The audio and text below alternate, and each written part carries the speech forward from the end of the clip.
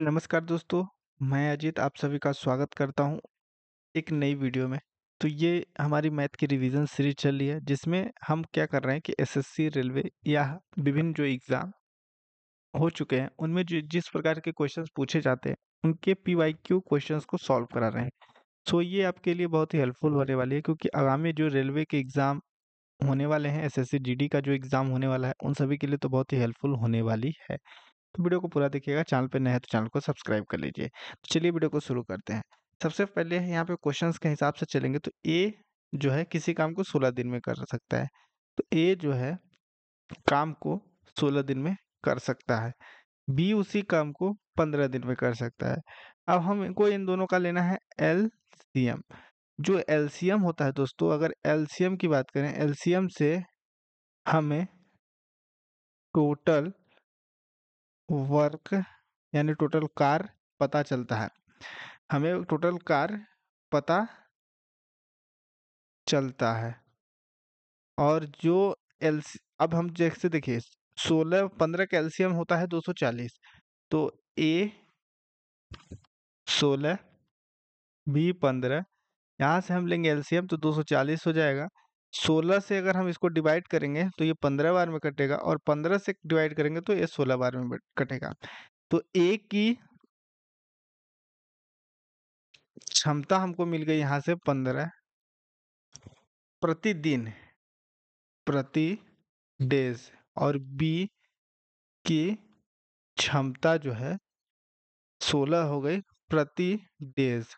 अब हम यहाँ से करेंगे क्या कि सबसे आप फर्स्ट ऑफ यहाँ पे कह रहा है ए द्वारा 4 दिन काम किया गया। तो ए जो है 15 की क्षमता से 4 दिन काम करेगा तो 15 चौको 60 काम टोटल कर दिया। 4 दिन में ए द्वारा 60 काम किया गया। टोटल काम कितना है? 240 है। 240 माइनस 60 तो यहाँ से मिल जाएगा 180 जो बचा हुआ काम है। ठीक है, 15 की क्षमता से 15 काम अगर कोई एक दिन में कर रहा है तो 4 दिन लगातार काम करेगा तो यहाँ से हमको मिल जाएगा 60 काम 4 दिन में कंप्लीट हो चुका है। तो 240 माइनस 60 कर देंगे तो 180 हमको देखने को मिलेगा। अब हम यहाँ पे क्या करेंगे कि जो अब बाकी कह रहा है 4 दिन बाद जो बी भी ए के साथ शामिल हो गया रिमेनिंग काम को करने के लिए, तो बी प्लस ए बराबर 180 कार्य रिमेनिंग है। तो बी की क्षमता कितनी है? 15 16 सॉरी, और ए की क्षमता है 15। रिमेनिंग काम 180 है। अब हम यहाँ से जोड़ेंगे तो 31 हमको मिलेगा। 180 काम टोटल है तो हम 180 डिवाइडेड बाई 31 कर देंगे। 31 से इसको जब डिवाइड करेंगे तो 5.80 आएगा जो कि पॉइंट में आ जाएगा। और फ्रैक्शन में बात करें तो ऑप्शन नंबर जो ए है इस क्वेश्चन का राइट आंसर हो जाएगा। तो इस तरीके से इसको सॉल्व कर सकते हैं। ये बहुत ही इजी है, समझाने की वजह से इतना लंबा गया है, अदरवाइज आप इसको बहुत ही 2 लाइन या 3 लाइन में अप्रोक्स सॉर्ट आउट कर सकते थे। फिर अगला क्वेश्चंस जो कि आपकी स्क्रीन पे कुछ इस तरीके से, एक वस्तु को 25,600 में बेचने पर एक व्यक्ति को कुछ हानि होती है।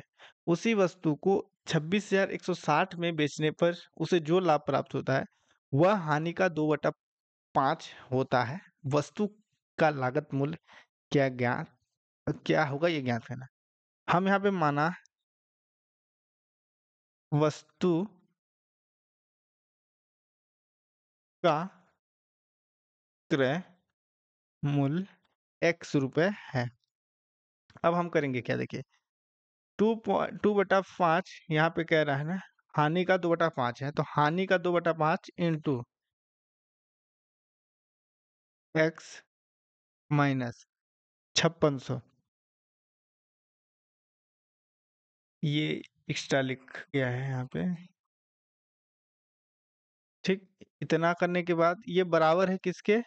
6160 माइनस एक्स के, क्योंकि क्वेश्चंस में कह रहा है एक वस्तु को 5600 में बेचने पर एक व्यक्ति को कुछ हानि होती है। उसी वस्तु को 6160 में बेचने पर जो लाभ प्राप्त होता है वह वस्तु का 2/5 होता है। तो अब हम करेंगे क्या, यहाँ पे इंटू कर देंगे।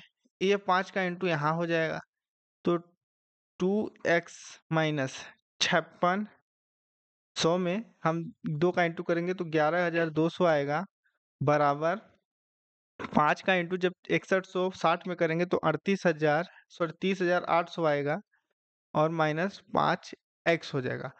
और x को हम एक तरफ कर देंगे तो जैसे कि ये 2x है और ये माइनस का उधर से इधर आएगा तो 5x प्लस में हो जाएगा, और 30,800 एज इट इज उधर रहेगा, और ये माइनस का उधर जाएगा तो प्लस का हो जाएगा। अब हम इसको जोड़ देंगे तो ये 7x हो जाएगा, और ये 0 0 0, क्योंकि 8 2 10 और हासिल का 1 आ गया, तो 1 1 2 हो जाएगा, और 3 1 4 हो जाएगा, 42। 7 छंग 42, तो x इक्वल टू 6,000, जो कि ऑप्शन नंबर थर्ड में अवेलेबल है। ऑप्शन नंबर थर्ड इस क्वेश्चन का राइट आंसर है। इसमें हमने क्या किया, वस्तु का क्रय मूल्य ₹100 मान दिया, और प्रश्न के अनुसार चल रहे हैं कि प्रश्न में कह रहा है कि अगर एक वस्तु को 5600 में बेचेंगे तो कुछ हानि होती है, जो कि 2/5 होता है। तो 2/5 इंटू एक्स माइनस 5600 कर देंगे। एक्स को हमने क्रम मूल्य माना है क्योंकि हमारा जो मूलधन वैल्यू थी वो ₹100 है, मान लेते हैं, बराबर है 6160 माइनस एक्स के। तो हम करेंगे 2x माइनस, क्योंकि हम जब 2/5 कर रहे हैं तो इसका इंटू बराबर के उस वाली संख्या में भी हो जाएगा। तो जब इंटू वगैरह करने के बाद, रिपीट करने के बाद जो इसका वैल्यू आएगी वो इस वस्तु का लागत मूल्य था। फिर अगला क्वेश्चन दोस्तों, एक व्यापारी एक वस्तु को अंकित मूल्य पर 17% की छूट देते हुए 458 बेचता है।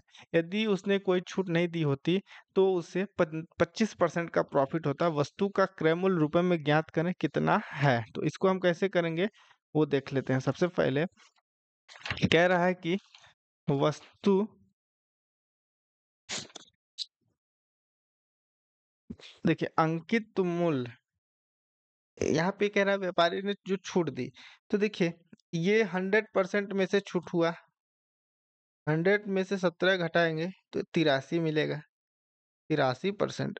498 जब 83% है तो गुणे 100 कितना होगा, तो ये 83 का 6 गुना होता है, और 6 इंटू 100 कर देंगे, 6 इंटू 100 इक्वल टू 600। क्योंकि देखिए जो भी छूट होगी तो उसी 100 से माइनस होगी, 100% से माइनस होगी, जितने परसेंट आप देंगे। लॉस भी होगा तो उसी 100% से माइनस होगा, और प्रॉफिट होगा तो उसी 100 में प्लस हो जाएगा। तो हमने क्या किया कि 100 माइनस 17 किया तो 83 आ गया। 83 जो है दिया गया, 83 की वैल्यू 498 दी गई है, तो 498 जब 83 है तो हम इसका 100 निकालेंगे, तो 100% जो है 600 है। अब हम करेंगे क्या, देखिए कि अब इसमें कह रहा है कि अगर छूट न दी हो, नहीं दी गई होती तो 125% का प्रॉफिट हुआ। तो देखिए परसेंटेज में 100 तो हमारी मूलधन है, इसमें 25 का अगर प्रॉफिट कर देंगे तो ये 125% के बराबर हो जाएगी। अब हमारा यहाँ पे दिया क्या है, 600 हमारा मूलधन है, मतलब अंकित मूल्य है, तो हम क्या करेंगे कि 125 से डिवाइड करेंगे तो और इंटू कर देंगे 100। तो अब हम देखिए अब क्या हुआ कि हम यहाँ पे कॉस्ट प्राइस निकाल रहे हैं, वस्तु की अंकित क्रय मूल्य कितना हमारी एक्चुअल वैल्यू की प्राइसिंग थी, जिस पे हमको डिस्काउंट वगैरह दिया गया है। तो 600 डिवाइडेड बाई 125 करेंगे ना, तो ये यहाँ से 4.8 में चला जाएगा, और 4.8 इंटू 100 इक्वल टू 480, यानी 480। ऑप्शन नंबर जो सेकंड है इस क्वेश्चन का राइट आंसर। अब देखिए इसमें हमने किया क्या, सबसे पहले जो हमारी वैल्यू थी वो 100% थी, चाहे कितने रुपए में भी वैल्यू दी गई हो। हमने उसमें से 100 में से 17 को माइनस किया तो 83.83% हमको मिला। 498 दिया गया है 17% छूट के बाद, तो 17% छूट के बाद 498 दिया गया है, तो 498 डिवाइडेड बाई 83 यानी 83 गुणे 100 करेंगे। 83 से 498 जो है 6 बार में डिवाइड हो गया, तो 6 गुणे 100 कर दिए तो 600 हमारी जो अंकित मूल्य थी, प्राइसिंग थी। अब हम क्या करेंगे, अब 600 तो हमारी अंकित मूल्य हो गई, और हमको अब अगर हम छूट न दिए होते तो 25% का प्रॉफिट हुआ होता।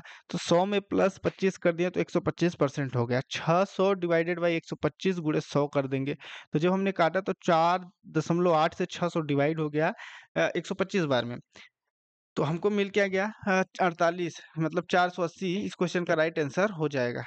फिर अगला क्वेश्चन, कंक्रीट में बजरी के 9 भाग, रेत के 2 भाग और चूने के 6 भाग सम्मिलित हैं। टोटल जो है कंक्रीट जो है, टोटल कंक्रीट जो है 136 केजी है। अब इसमें ये कंक्रीट जो है, कंक्रीट में यानी ये कंक्रीट जो है एक मिक्सचर है, जिसमें बजरी भी 9 मतलब 9 पार्ट उसका है, और रेत जो है 2 पार्ट है, और चूना जो है 6 पार्ट है। तो हम क्या करेंगे, बजरी जो है 9 है, रेत जो है ये 2 है, और चूने जो है यानी चूना कह सकते हैं ये 6 है। अब हम इसको सबको जोड़ देंगे, तो 9 10 11 6 17 हो गया। अब हम करेंगे क्या, 136 डिवाइडेड बाई 17, 136 डिवाइडेड बाई 17 अगर हम करते हैं तो ये 8 बार में डिवाइड हो जाएगा हमको। अब हम क्या करेंगे ना, कि यहाँ की बजरी, बजरी बराबर 8 गुणे 9, 9 8 72 होता है, और रेत, रेत बराबर होता है 8 गुणे 2, 2 भाग, पूरे पूरे भाग में 2 उसका पार्ट है, तो 8 दूना 16। अब हमको क्या रहा है ना, कि रेत और बजरी में कितना अंतर है केजी में, तो हम बस यही इसको माइनस कर देंगे। तो ये 12 होगा, 12 में से 6 जाएगा तो 6 बचेगा, और ये हो गया 6, 6 में से 6 बच गया, क्योंकि एक इधर आ गया, 6 में से एक जाएगा तो 5, 56। जो ऑप्शन नंबर 3 होगा, ये 65 लिखा गया है, ये 56 होगा।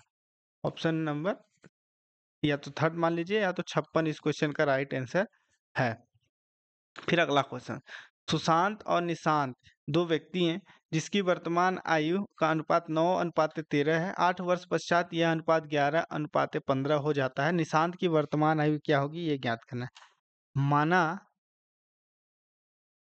वर्तमान आयु जो है x वर्ष है। अब हम करेंगे क्या, देखिए 9x प्लस 8 करेंगे, क्योंकि 8 वर्ष के बाद की पूछ रहा है। तो यहाँ पे ये 8 वर्ष बाद सुशांत की आयु,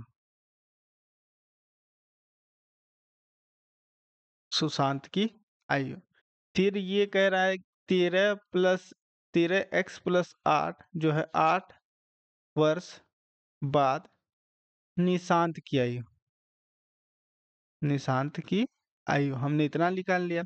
अब देखिए यहाँ पे कह रहा है ना 9x+8, ये अनुपात में है तो ये डिवाइड में हो जाएगा, 13x+8 इक्वल कितना है, 11/15 के। ठीक, अब इसका हम तिर्यक गुणा करेंगे, तो 15 9x+8 इंटू हो जाएगा इक्वल 11, 13x+8 ये हो जाएगा। अब हम इसको इंटू कर देंगे, तो ये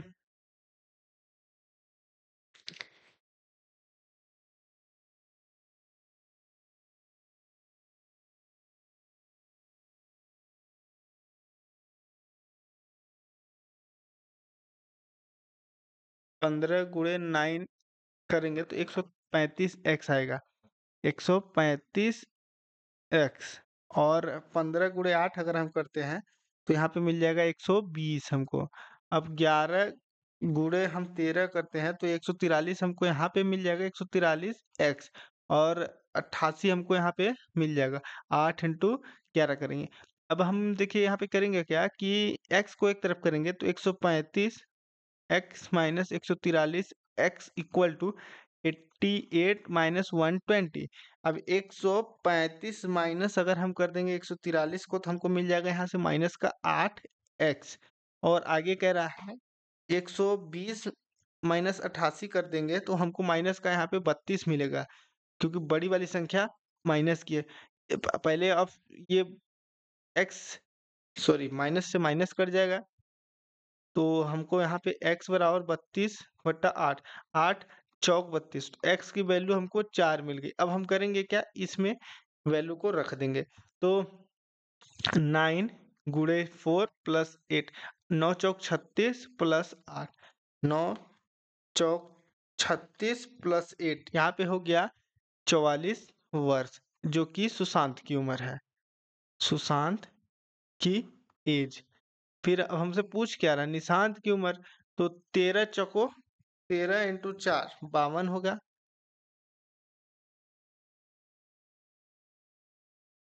52 प्लस ये 8, तो यहाँ पे हो जाएगा 60 वर्ष।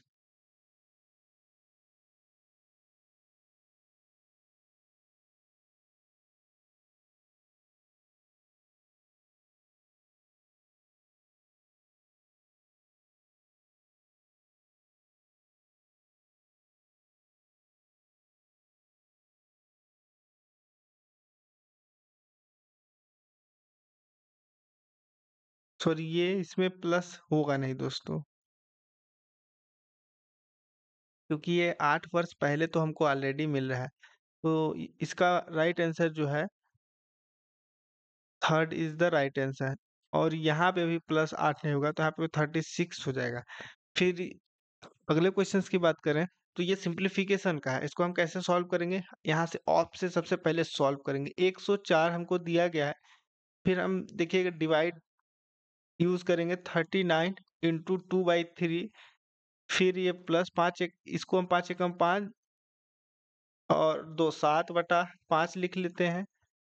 फिर 12 इंटू 7 कर देंगे, 12 सत्ते 84, 185/7 यहाँ पे हो जाएगा, -3/4 ये हो गया।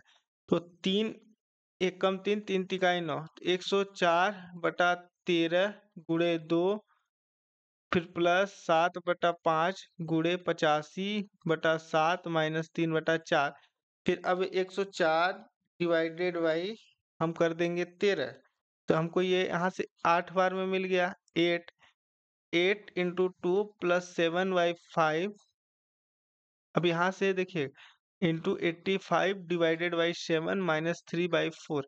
7 से 7 कटा, और ये 85 डिवाइडेड बाई 5 कर देंगे ना, तो ये 17 हो जाएगा। 17 पचे 85, ये 17। तो 8 गुणे 2 प्लस यहाँ से हमको मिल के आ गया 17 -3/4। इतना सॉल्व करने पे हमको ये मिला। तो 8 दूना 16 हो गया, प्लस 17 -3/4।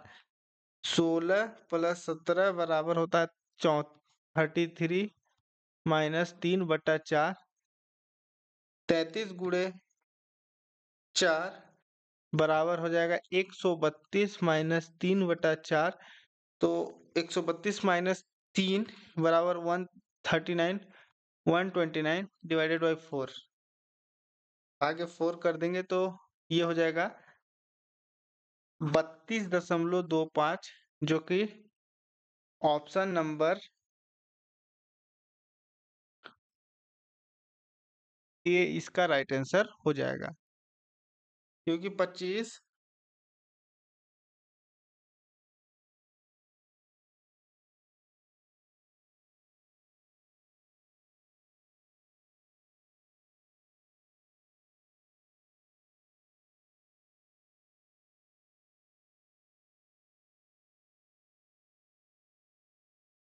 फिर अगला क्वेश्चन दोस्तों, एक ठोस बेलनाकार छड़ का आयतन दिया गया है 2750 सेंटीमीटर क्यूब। तो अब इसमें हम कैसे करेंगे, तो सबसे पहले हमको निकालना क्या है, छड़ के आधार की त्रिज्या। तो v बराबर, फॉर्मूला होता है v बराबर पाई आर स्क्वायर एच। आर जहाँ पे है त्रिज्या है, v आयतन है, और h जो है ये हाइट है। ठीक है, तो v हमको कितना दी गई है, v 2750 दिया गया है, तो हम 2750 लिख लेंगे। आयतन हमको 2750 दिया गया है। त्रिज्या को यहाँ पे बोला गया है 22/7, तो हम 22/7 को हम लिख सकते हैं 3.1 लिख लेते हैं अभी, क्योंकि इसको एक पहले एक रो में कर लेते हैं कन्वर्ट। फिर इंटू आर स्क्वायर, और एच जो दिया गया है वो 35 दिया गया है। अब हम करेंगे ना क्या यहाँ पे, कि 2750 तो दिया गया है, हम इसको इधर लाएंगे, इन सबको एक तरफ करेंगे, तो ये इंटू में कन्वर्ट कर, ये 22/7 हो जाएगा।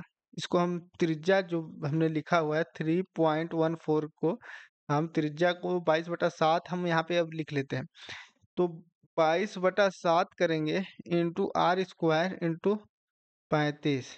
ठीक, तो ये इंटू में कन्वर्ट हो जाएगा इधर, क्योंकि ये पलट जाएगा, तो 2750 इंटू 7 ऐसे हो जाएगा, और 35 डिवाइडेड बाई 35 इंटू 22, और ये आर स्क्वायर बराबर हो जाएगा। अब यहाँ पे होगा क्या ना कि आर को हम एक तरफ रखेंगे, 2750 इंटू 7/35 गुणे 22, और नीचे हम ये लगा देंगे, आर बराबर हो जाएगा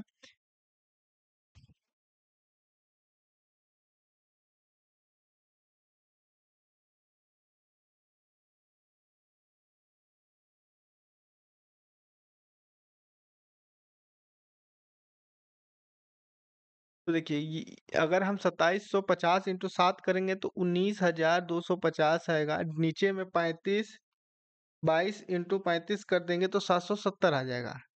और 770, अब ये जीरो से जीरो कट गया और ये 25 गुना हो गया, तो आर बराबर हमको यहाँ पे अंडर रूट में 25 मिल गया। आर बराबर 5 हमको मिल जाएगा, जो कि ऑप्शन नंबर सेकेंड इस क्वेश्चन का राइट आंसर है। फिर अगला क्वेश्चन, 1.5 वर्ष के अंत में 1,25,000 रुपए की राशि एक निश्चित दर पर अर्धवार्षिक रूप से संयोजित चक्रवृद्धि ब्याज कितना रुपए है? 15,608 रुपए है। समान धनराशि पर समान ब्याज की जो दर है 3 वर्ष के लिए साधारण ब्याज कितना होगा, ये ज्ञात करना है। तो ये आपके लिए होमवर्क है, कमेंट में आप इसका आंसर बताइएगा, और कल इससे आगे के प्रश्नों को डिस्कशन किया जाएगा। तो वीडियो अच्छी लगी तो लाइक करिए, चैनल पर नए तो चैनल को सब्सक्राइब करें।